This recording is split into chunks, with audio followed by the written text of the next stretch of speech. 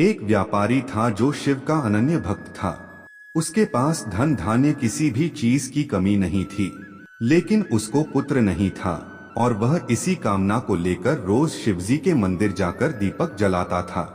उसके इस भक्ति भाव को देखकर एक दिन माता पार्वती ने शिव जी से कहा कि प्रभु, यह व्यापारी आपका अनन्य भक्त है।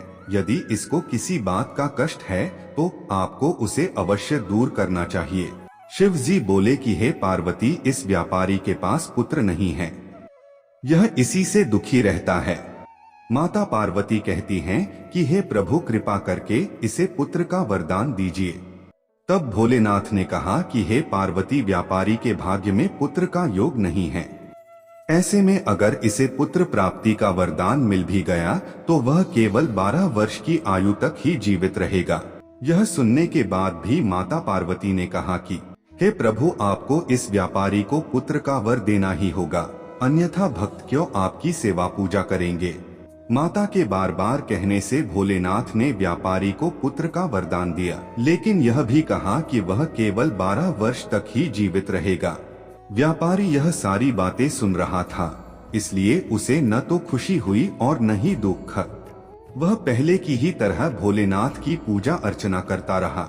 उधर सेठानी गर्भवती हुई और 9वें महीने उसे सुंदर से बालक की प्राप्ति हुई। परिवार में खूब हर्षोल्लास मनाया गया, लेकिन व्यापारी पहले ही की तरह था और उसने बालक की 12 वर्ष की आयु का जिक्र किसी से भी नहीं किया। जब बालक 11 वर्ष की आयु हो गई तो एक दिन व्यापारी की सेठानी ने बालक के विवाह के लिए कहा, तो व्यापारी ने कहा कि वह अभी बालक को पढ़ने के लिए काशी जी भेजेगा। इसके बाद उसने बालक के मामा जी को बुलाया और कहा कि इसे काशी पढ़ने के लिए ले जाओ और रास्ते में जिस भी स्थान पर रुकना वहां यज्ञ करते और ब्राह्मणों को भोजन कराते हुए आगे बढ़ना। उन्होंने भी इसी तरह करते हुए जा रहे थे कि रास्ते में एक राजकुमारी का विवाह था। जिस लड़के से उसका विवाह होना था वह एक आंख से काना था। तो उसके पिता ने जब अति सुंदर व्यापारी के बेटे को देखा तो उनके मन में आया कि क्यों न इसे ही घोड़ी पर बिठाकर शादी के सारे कार्य संपन्न करा लिए जाएं। तो उन्होंने मामा से बात की और कहा कि इसके बदले में वह ढेर सारा धन देंगे, तो वह भी राजी हो गए।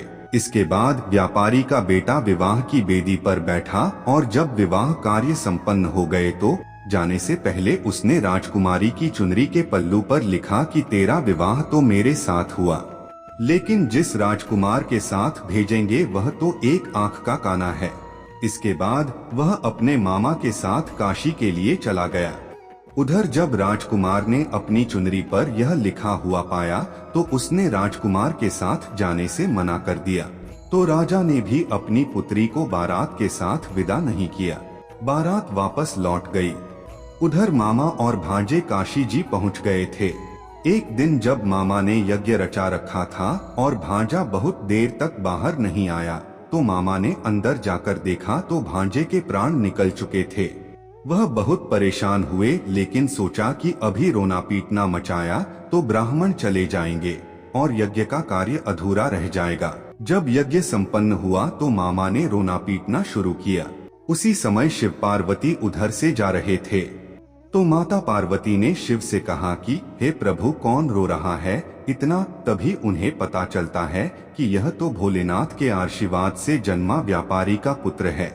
तो वह कहती हैं कि हे स्वामी, इसे जीवित कर दें, अन्यथा इसके माता पिता के रोते रोते प्राण निकल जाएंगे। तब भोलेनाथ ने कहा कि हे पार्वती, इसकी आयु इतनी ही थी सो वह भोग चुका, लेकिन माँ के बार बार आग्रह करने पर भोलेनाथ ने उसे जीवित कर दिया। लड़का ओम नमः शिवाय करते हुए जी उठा और मामा भांजे दोनों ने ईश्वर को धन्यवाद दिया और अपनी नगरी की ओर लौटे। रास्ते में वही नगर पड़ा और राजकुमारी ने उन्हें पहचान लिया। तब राजा ने राजकुमारी को व्यापारी के बेटे के साथ बहुत सारे धन धान्य के साथ विदा किया। उधर व्यापारी और उसकी पत्नी छत पर बैठे थे। उन्होंने यह प्रण कर रखा था कि यदि उनका पुत्र सकुशल न लौटा तो वह छत से कूदकर अपने प्राण त्याग देंगे।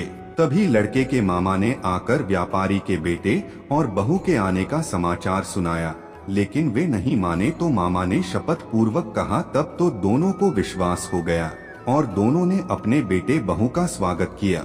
उसी रात व्यापारी के स्वप्न में शिव जी ने दर्शन दिया और कहा कि तुम्हारे पूजन से मैं प्रसन्न हुआ।